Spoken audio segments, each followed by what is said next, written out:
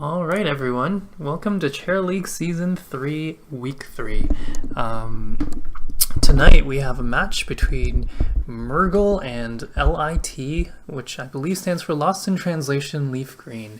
And Lost in Translation is apparently an esports community, and they have multiple teams in Chair League. And this is the first time I'm casting them, though I know some of them from the HOTS Discord server that I'm part of. It's a friendly community, and if you guys wanted to join it, you can find the link in the information down below on the Twitch page.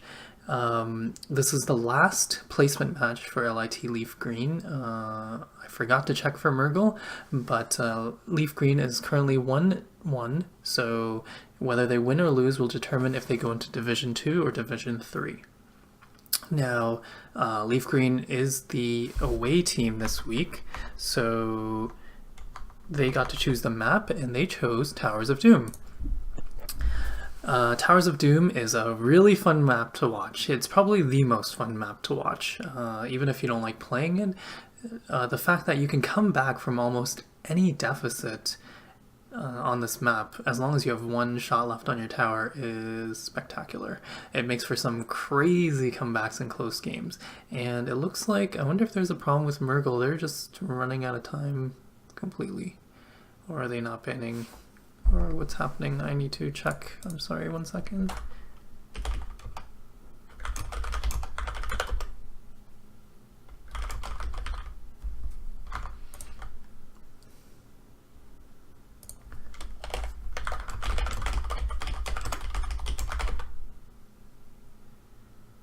Okay, so there seems to be a bit of a problem with the interface. Let me see. Okay, we're gonna have to restart the draft. I'm sorry. There looked to be a technical difficulty from Top Drafter where the ban didn't go through, so we're gonna have to restart. So bear with me while I restart the draft.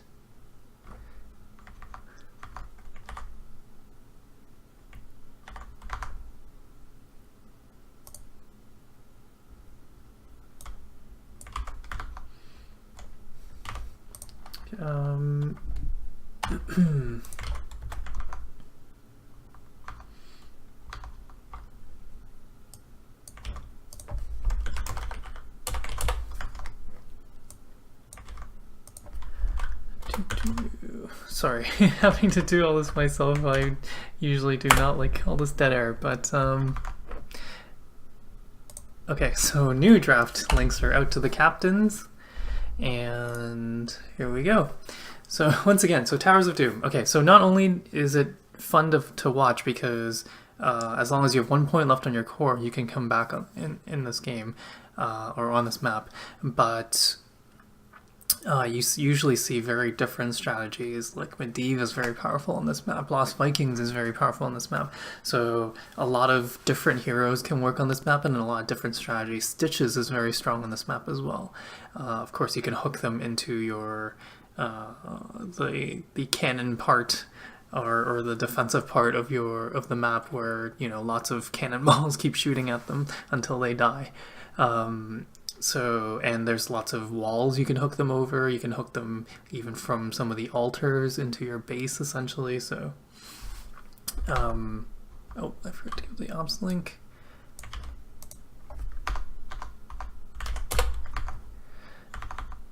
Okay, so we see the first bans are Zagara and Thrall. Both are very powerful laners. The pushing on this map isn't the craziest advantage, but it is amazing. If you can get a bell tower to your advantage, then you can start controlling the map. You can start controlling where the other team goes, and you can just kind of run them around the whole map while you take another bell tower, you take the mercs, you take the boss, whatever it is. So a powerful laner like Zagara, that provides massive lane pressure, will just LeafGreen clearly, or sorry, Mrrgglle clearly did not want to deal with that. And on the side of LeafGreen, Thrall is a very solid solo laner, and he's a very solid counter engager. So if if Mrrgglle ended up drafting with a poke advantage, LeafGreen didn't want to have to deal with that counter engage if they needed to dive them. So of course with Sundering, unless you have something like a Tyrael or an Uther Divine Shield that makes them immune, will just completely break up the fight that you want when you want to dive. So we see first pick Mrrgglle. Now Mrrgglle has been one of the most consistent tanks in this patch. Now that ETC has fallen off a bit, Mrrgglle has been kind of favored. He can kind of win an attrition war by going in and out of the fight and taking advantage of his trait, which heals him up really fast, especially if he's low. He does a lot of damage later on if you want to spec into that, or he has even more control. He can get another stun on his jump. So a lot of control, a lot of quite a bit of peel, very sturdy tank. So no surprise that Mrrgglle has picked him up as a first pick. In response, LeafGreen took Falstad and Li Ming. Falstad on this map, once again, getting a early XP advantage on this map is one of the best strategies, and that's why Lost Vikings works on this map so well, because once you can get an early advantage, like I said, you can control the map by taking bell towers, and you can also win all the altar fights easier. And once you start putting on that kind of pressure, you can kind of try to snowball the victory by, once again, just controlling the map. This I can't stress enough that this map is all about the map pressure and forcing your opponent to go places that they might not necessarily be, or forcing them to make decisions on how to split up their team, and then getting picks. And then Falstad, of course, is great because if they're pushing into your keep, you can always try to fly behind them and gust them into your danger zone. So, and then Li Ming has a ton of poke, so at the altars, she can deal a lot of damage, she can prevent people from channeling. The response is Lunara Oriole. Now this is one of the kind of power couples we've seen in this patch. With Lunara, Oriole has almost unlimited energy. She will just provide Oriole with infinite heals. Oriole, of course, doesn't use mana to heal, so she just relies on her teammate dealing damage, and Lunara does very consistent damage, a lot of damage at that, and so it's been one of the most powerful pairings. Now, LeafGreen. Now, the second phase of bans are ETC and Kael'thas. ETC, of course, has the ability to change the game completely with just one ability, with his heroic. So all the time he's just, you gotta watch out for that mosh, and LeafGreen just didn't want to deal with that, so they just, or sorry, Mrrgglle didn't want to deal with that, so they just banned him out. One of the easiest way to deal with it, and it turns out LeafGreen didn't want that. They just wanted the Johanna, which would have been one of the best counters to ETC, but now she has become one of the top kind of 2-3 tank picks in this patch, because with Knight Takes Pawn built in, she has great wave clear, and like I said, if you have the lane pressure on this map, then you can control where the opponent goes, you can do the rotations and kind of try and gank before an altar and try and get an advantage that way, or whatever you want to do. Kind of all the doors are open to you if you have the lane pressure. Their ban of Kael'thas is interesting. I'm not sure if that was just a scouted, that one of the Mrrgglle players plays a mean Kael'thas or is very comfortable on Kael'thas. I don't know if they were really going to pick them there. I guess they did need a mage, but they actually ended up going Tyrael Greymane. Now with the double warrior, they have a very strong front line, and there are no giant killers on LeafGreen other than Zul, but Zul gets it kind of late, so it's probably not going to matter for a while. And with kind of a triple dive with Greymane, with the Sanctify on top of Greymane's burst, Li Ming and Falstad have to be very careful. And in response, the LeafGreen picks Rhaegar. Now, Rhaegar can save a target if he's very quick, but he's not more of a guaranteed save like a Kharazim or an Oriole. So we'll have to see how quickly and how well this Rhaegar player plays. So I'm just going to start the game. So it looks like out of these teams, LeafGreen has the poke advantage because they have Li Ming, but in an attrition war, if they can get to that, Mrrgglle should win with Lunara or Oriole, but I think they're more looking to initiate, so they're kind of the aggro deck Mrrgglle does. So getting all the players into the lobby, and they're getting ready to start. Zul, of course, which I haven't talked about, is kind of the best lane clearer in this game right now. He's also very good at the rotations. If he is with other people, they can try to attempt a gank with Bone Prison early and then try to kind of compound an XP lead. That is kind of one thing that's kind of lacking in Mrrgglle. Everyone on their team can kind of do a little bit of weak clearing to try and get that lane pressure back towards LeafGreen, but LeafGreen has clearly kind of the lane clear advantage and should be able to, if they play correctly, they should be able to control the pace of the game at least early on. So, excuse me.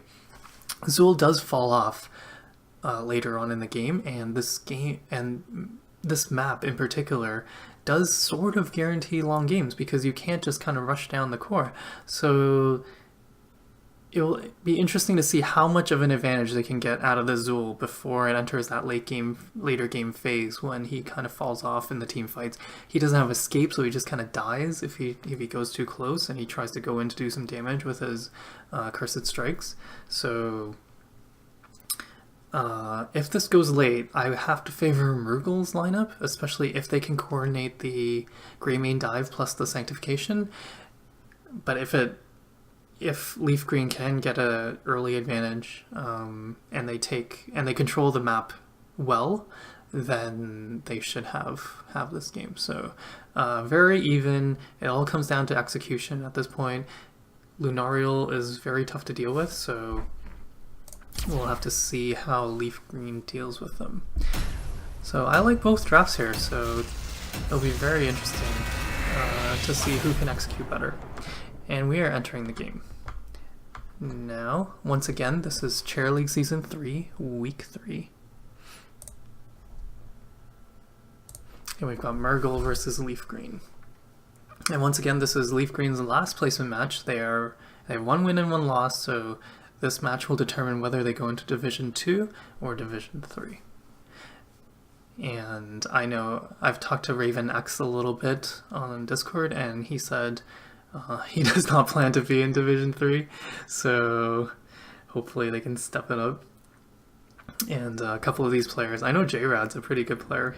We casted him in one of the weekly tournaments where we people sign up solo and then we make teams out of those out of the signups.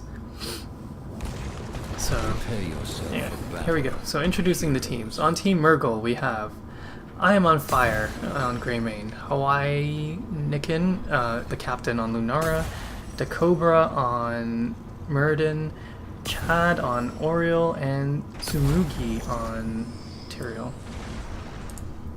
On the side of LeafGreen, we have Raven X on Falstad, Tubby Bear on Zul, J-Rad on Li Ming, Sador on Rhaegar, and Zul Ice is on Zul, sorry.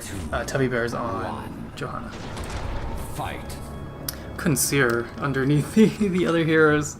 So you can see Zul's already split off to try and apply lane pressure as fast as possible onto the bottom lane. Now he hasn't seen the opposing enemy yet, so he should be very careful, and he is. You can see he's playing all the way back on his wall, very smart.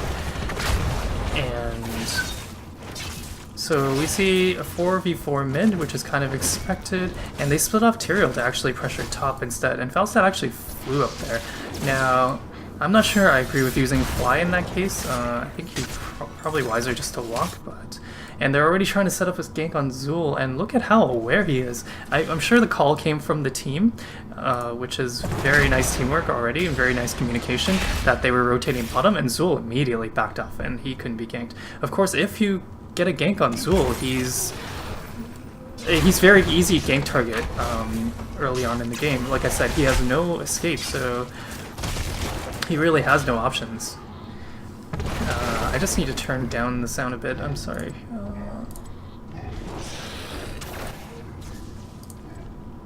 Okay, thank you. Okay, so you see Zul still playing near his wall. Now, this is not the most effective way to use Zul, so they actually shouldn't be too happy with this. With Azul, you usually want to be rotating, because he can kind of dominate 2 lanes. He can clear 2 lanes by himself. And here's an engagement. Rhaegar got really low. They were fighting 3-on-4, and it looks like he's going to be safe. He had to tap, though.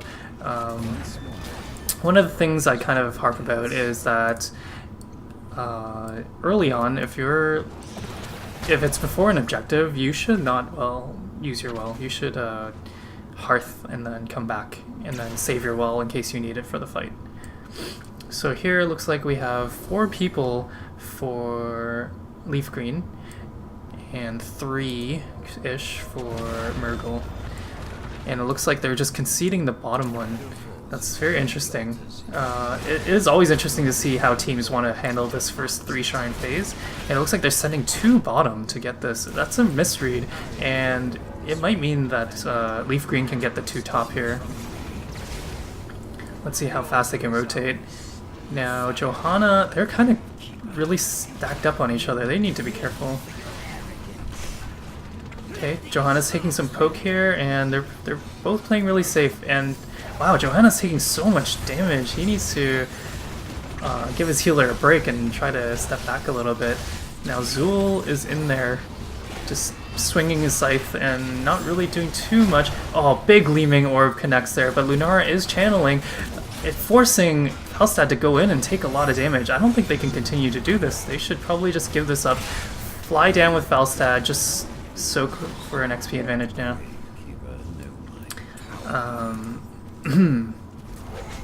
Yeah, giving up 2 altars on this first phase is not the worst.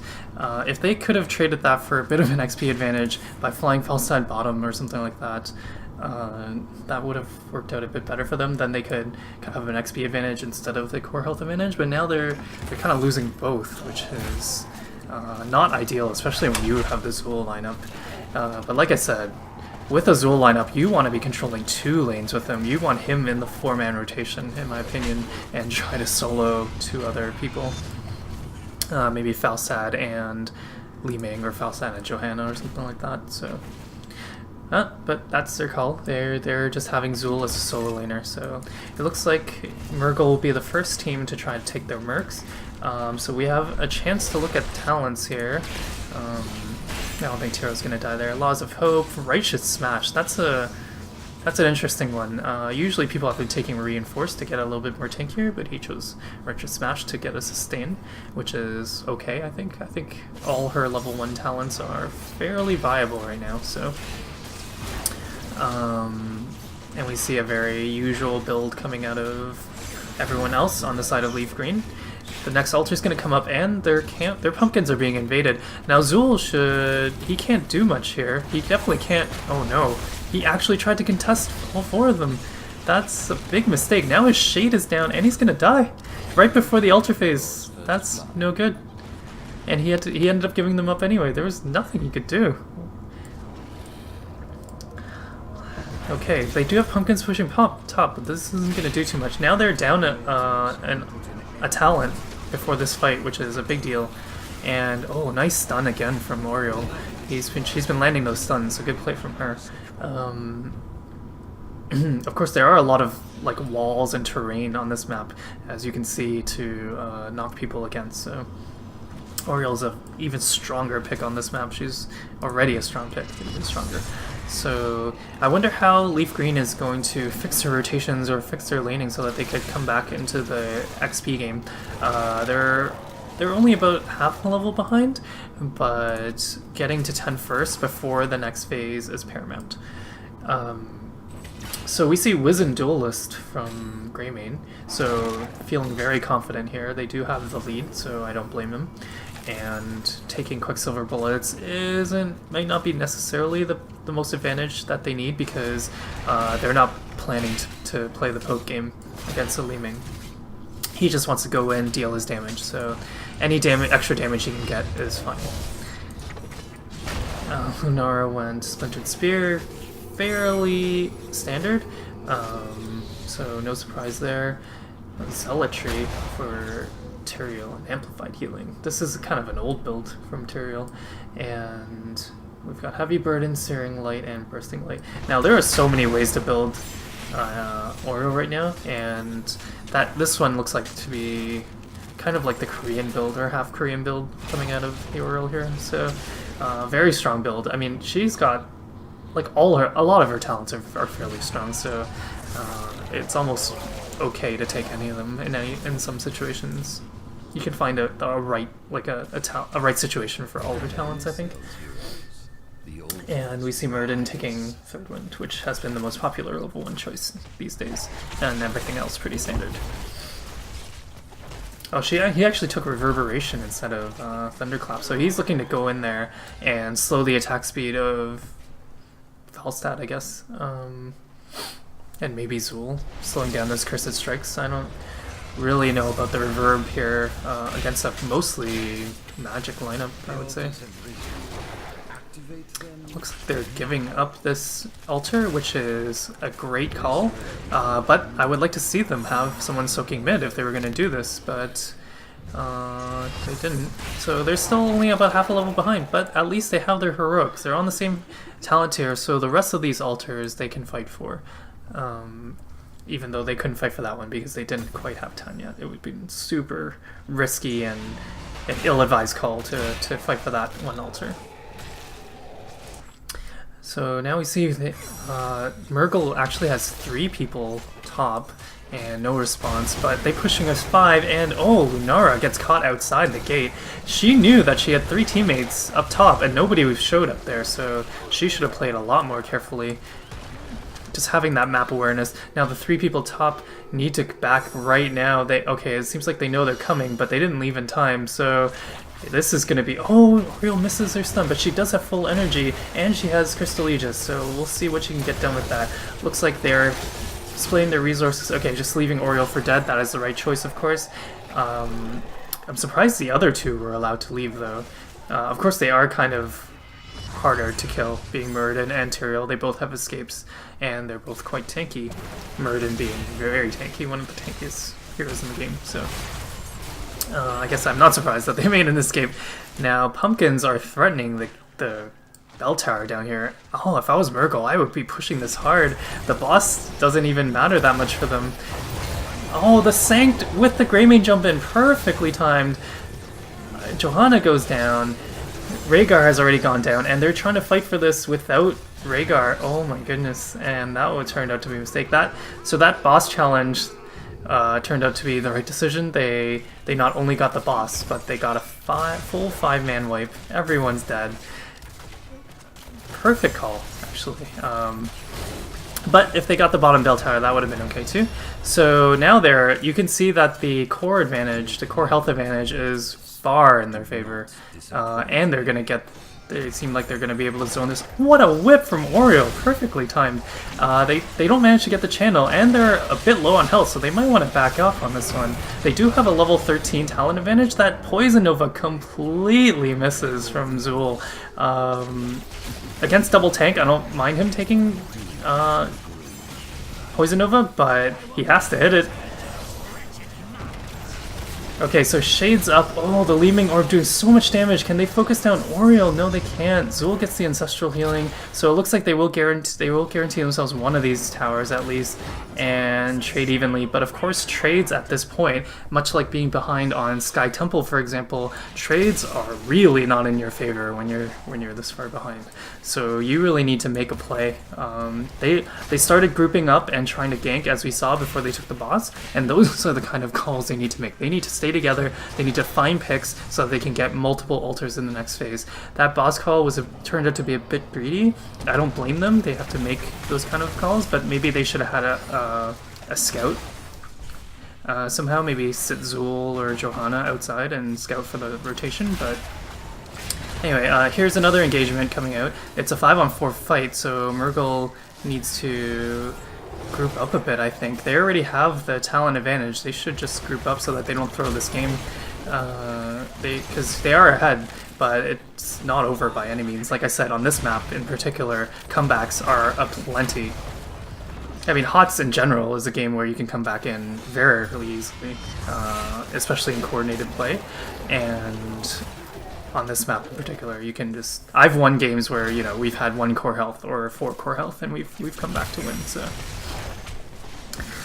Okay, so it looks like they are finally grouped up. Taking my advice, good job. And they're starting... Two of the heroes on Mrrgglle are starting at half health, it seems. And Mrrgglle didn't even need to tap there. So he could have just used his passive, but he chose to tap. And Lunara looks like she doesn't have the well, so she's gonna have to be very careful not to eat some leaving combos here. Looks like both teams are interested in fighting for the bottom one. Actually, Lunara, where is he gonna go? She's gonna go to the top ones and try to just get one while they delay bottom. And I really like this kind of strategy. I think you should try to commit as few resources as possible to one of the ones that the enemy isn't at. But they chose that time to engage. Poison Nova hits on 3 people. Wow, look at all the damage it's doing. Great hit from there. Tyrael dies, but he's gonna explode on some people. Looks like he only got 2. Well, I mean, 2 is better than expected, actually. I shouldn't say only got 2. And but it does look like that means they have to give up this bell tower, or this altar, to LeafGreen. Oh, Lunara gets caught. This was the only thing she couldn't be doing, is getting caught. So it looks like LeafGreen will actually secure themselves 2 towers on their comeback route. Now, can they complete the comeback? Still looking very unlikely. There's still 12 shots down. That's 3 towers. So they still got some work ahead of them. But if they play like they have in the last few minutes, where they group up and group up stronger than the other team, then they can definitely do it. I often like to say in this game, the fastest way to throw a game is to be not grouped up. So, you know, especially in pubs, where you're much less coordinated about not dying and not committing into a 4-man fight, 4-on-5 fight, for example. So another big orb lands from Li Ming, just kind of poking them down a bit. Oriel, of course, doesn't have much energy to start right now. She's building it up though, so if they look to engage right now, they can maybe get a favorable one. Looks like they're just trying to stop the pumpkins first, which is fine. Their bell tower is pretty low from previous, so don't blame them there. So they're just posturing around West Side Story style. So we can take a look at talents again. Completely standard from Falstad with the Flow Rider. Earth Shield from Rhaegar is very interesting. You usually only see that talent taken with Cho'Gall because it works off percentage health, of course, 12% of their maximum health. So I wonder why he took that. I guess just to prevent the Greymane burst. So that's not the worst idea if you just put it on your Li Ming so that she does not get bursted down. Burning Rage from Johanna at 13, kind of unusual. You usually really only see that if your team is lacking damage, which they are not, or if you're trying to like clear Cigar or Creep or something like that. Glass Cannon from Li Ming, which is very risky, I would say, against Greymane, so she'll have to really watch her positioning. If she gets stunned by Mrrgglle, and jumped by Greymane, she is 100% going to die. Oh, Falstad flies in there for a Gust Engage. Very interesting considering they have Sanct, but oh, there it is. Okay, I was a little bit slow in using it from Tyrael there. His team took so much damage from the Poison Nova and everything. Looks like Zul's gonna go down though. And the trade is Oriel though, so it's a good trade for them. They should regroup and look to re-engage, but oh no, Rhaegar gets caught and so does Falstad. And that's going to be a 1 fight and a 1 altar for Mrrgglle. There was a time there, if they didn't group up on their retreat, that LeafGreen might have been able to kind of group up, heal up, and then re-engage for a fight with the numbers, with kind of the healer advantage. But kind of recognizing that Mrrgglle had to push their advantage, and they did in the fight, because otherwise they couldn't fight after that. So another 2 altars taken by Mrrgglle, and LeafGreen is down to its last legs. They need to come up with a plan, and they need to win the to win the game now, they have to control the map completely. They have to stagger deaths, try to stagger some deaths on the side of Mrrgglle, and then keep taking bell towers to control where they go, and take altars while they're busy trying to recover their towers, and then keep trying to keep ganking and keep them on the back foot. So the boss is also at the end of the game, so they have to watch that all the time, and they are. Here, they're protecting it. Poison Nova was let out super early. Now, knowing that Greymane and Mrrgglle kind of have to engage into them, I wonder why he chose to pop that so early. You should just wait till Mrrgglle jumps in, Greymane jumps in, Tyrael jumps in, wait for the Sanct maybe even, and then just pop it. And then you'll probably most likely get 3 people in your Poison Nova. So, they are down in ult. The ult advantage now rests with Mrrgglle, and they are on the same talent here at least, so that's not bad. They're choosing to take the pumpkins here. I'm not sure this is going to get them anything. Now, it's going to get them a little bit of XP, and it's going to damage the bell tower a little bit, which could come in handy later, but as of right now, it doesn't give them anything immediate, so... But it looks like these pumpkins aren't even going to make it, so it didn't give them anything except XP. Of course, captured mercs no longer give XP to the opposing team, so it's still a little bit, but it's not like they're going to hit 20 first before the next fight or anything, so it's still just an 8% swing right now, the 1 level lead. 20 health advantage, though. Very important. Oh, Li Ming gets caught here, remember she has glass cannon. Greymane is just destroying her. Oh my god. They go down. Oh, but they do get Oriole in return once again. But it doesn't matter. Lunara was bottom taking the bell tower. So good game from both teams. I've always said Greymane was one of the best counters to Li Ming, at least especially during the time where he was randomly buffed when he didn't need it. But and we saw why there. He can just burst her, get on top of her, and especially with a talent like Glass Cannon, she just couldn't survive. So well done from Mrrgglle. They had the more aggressive lineup, and they played it well. They knew exactly what they were doing. They had the better rotations during the early game, despite the fact that LeafGreen had Falstad and Zool. And like I said, I really dislike laning solo as Zool and just keeping him in one lane. He needs to be rotating. He needs to be ideally as part of the 4-man rotation, so that you can even get ganks with his Bone Prison. It's just not a proper utilization of his trait by just keeping him in one lane. Even though he played very safe early, and that really helped him out. He played smart. It just didn't capitalize enough on his kit that when he fell off later on, like, he just didn't provide enough in the team fights. Poison Nova did do a lot of damage in one of the fights, I believe, but most of the time it just didn't do anything. So very rough game for them after that kind of laning configuration was chosen, and also kind of the way they distributed the first altar phase, where they tried to get the 2 top, which is super greedy, and Mrrgglle managed to fend them off of their defensive point with just 3 people. So if they wanted to do that, LeafGreen had to commit. They had to go right in there, try to kill 1 or 2 people, and then take the tower. So looking at the numbers, we have Li Ming doing the most damage. We saw her land some huge orbs and stuff like that, and with Glass Cannon, not very surprising. And she only had 2 deaths, but despite having Glass Cannon, so she did play well and position herself well. It was just unfortunate she was caught by Greymane at the end there, but it didn't turn out mattering. That death didn't matter because Lunara was capping bot, and there was no way they could split up their resources to contest that. So, but we see like the top 3 hero damage is actually on the side of the losing team, which is very unusual, I think. And looking at the siege damage, Zool of course did a bunch, but you see this XP contribution is kind of low. Compared to some of the other heroes, like a 10,000 from Greymane, 12,000 from Tyrael. So Anything else significant here? Doesn't look like it.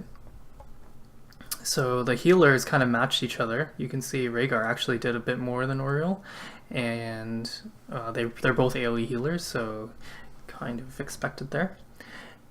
And then let's see the talents. Did anyone choose anything crazy at level 16? No, Holy Ground. Best talent in the game, Holy Ground. It is so good if you can use it well. The zone control, keeping people from backing, keeping people from engaging. It is so great. Imposing Presence. That's the new Imposing Presence is actually really great. So I'm happy to see that picked up, especially against a Greymane and a Lunara. If you can slow their attack speed by even a little, yeah, that helps your team a lot.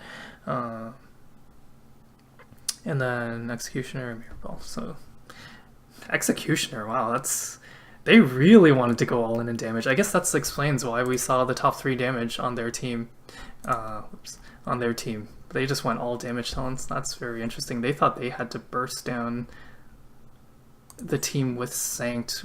It's weird. I would not have built the team like this personally.